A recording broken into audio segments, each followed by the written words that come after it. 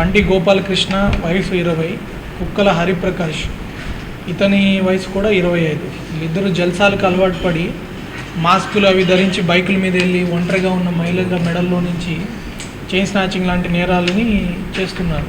వీళ్ళ మీద ఇంతకుముందు క్రిమినల్ హిస్టరీ లేదు, కానీ వాళ్ళని చాకచక్యంగా గుర్తించి మన క్రైమ్ టీం చాలా చక్కనైన వర్క్ చేసి ఈ మాస్క్స్ ఇట్లాంటివన్నీ వాళ్ళని రకరకాల సీసీటీవీ కెమెరాల నుంచి ట్రేస్ చేసుకుంటూ వెళ్ళి వీళ్ళని పట్టుకొని వీళ్ళు చేసిన పలు నేరాలని గుర్తించడం జరిగింది.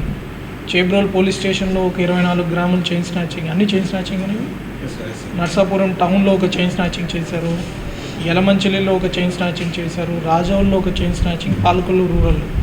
వీళ్ళు ఉండేది కూడా పాలకొల్లులోనే. వీళ్ళు ఈ ఇద్దరు ముద్దాయిల్ని కూడా అరెస్ట్ చేయడం జరిగింది. వీళ్ళ దగ్గర నేరానికి ఉపయోగించిన 2 మోటార్ సైకిల్స్, వీళ్ళు దొంగలించిన 128 గ్రాముల విలువైన బంగారాన్ని కూడా స్వాధీనం చేసుకోవడం జరిగింది.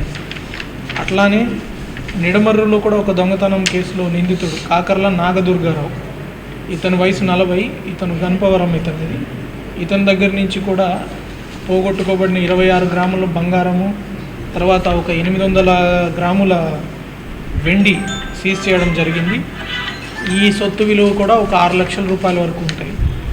మొత్తము ఈ 2 కేసుల్లో కూడా చాలా చక్కగా మన ఎస్సీఐ నిడమర్రు, ఎస్ఐ చేబ్రోలు, మన ఎస్ఐ నిడమర్రు వాళ్ళ యొక్క క్రైమ్ పార్టీ బాగా చక్కగా పనిచేశారు.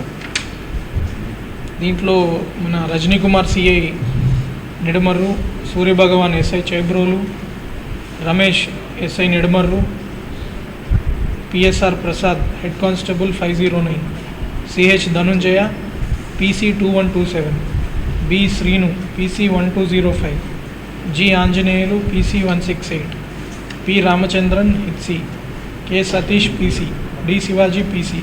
ఈ రామచంద్రన్ అండ్ సతీష్ అనే కానిస్టేబుల్స్ కూడా చాలా చక్కగా పనిచేశారు. వాళ్ళు ఈ క్రైమ్ టీము ఇంతకుముందు క్రైమ్ లేని వాళ్ళని క్లిక్ చేయడం అనేది కొంచెం కష్టమైన పని, ఎందుకంటే వాళ్ళ మీద ఏది నేరాల్లో ట్రైల్స్ ఉండవు కాబట్టి అట్లాంటిది కూడా వాళ్ళు డిటెక్ట్ చేసి వాళ్ళు చేసిన మన నేరాలే కాకుండా పక్క జిల్లాల్లో చేసిన నేరాలు కూడా గుర్తించడమే కాకుండా వాళ్ళ దగ్గర ఉన్న బంగారు కూడా రికవర్ చేసి బాధితులకు అందజేయడం జరుగుతుంది అని చెప్పి ఎవరిని పడితే వాళ్ళని ఏ కేసు అంటే అది పెట్టరు. వాళ్ళు ఏ నేరం చేస్తారో దానికి తగ్గ శిక్షణ మాత్రమే మనం పెట్టగలుగుతాం.